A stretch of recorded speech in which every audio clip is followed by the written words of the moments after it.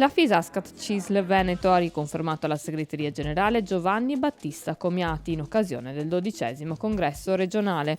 Accanto a lui restano in segreteria Patrizia Manca di Treviso e Giosuè Rossi di Verona. La priorità sarà quella di dotare in Veneto di una contrattazione di secondo livello che possa aggiungersi a quanto già fatto nei rinnovi contrattuali nazionali in questi 2 anni e poter dare non solo da un punto di vista economico importantissimo un aumento delle retribuzioni, ma anche una normativa che possa dare risposta a quelli che sono oggi i bisogni primari. Si tratta della categoria cisalina veneta più importante per numero di iscritti, che sfiora quota 48.000, seconda solo alla cugina lombarda, con un numero di iscritti che conta oltre il 10% sul totale nazionale. Rappresenta e tutela di fatto più di un occupato su 3 in Veneto. Crediamo che questo sia veramente il momento di unire tutti i corpi intermedi e le associazioni datoriali sindacali per un nuovo patto che porti davvero a camminare uniti e costruire insieme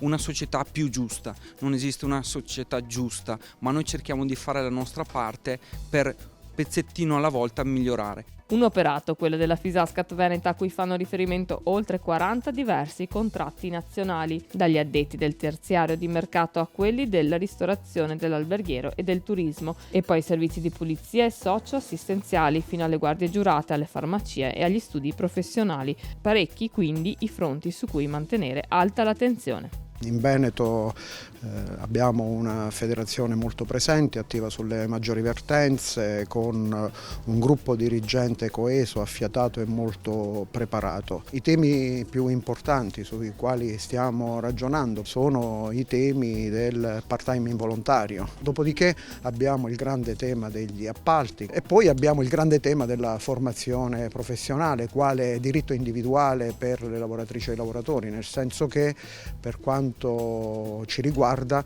noi riteniamo che un lavoratore preparato professionalmente sia un lavoratore più forte e più spendibile sia all'interno della sua azienda che nel mercato del lavoro.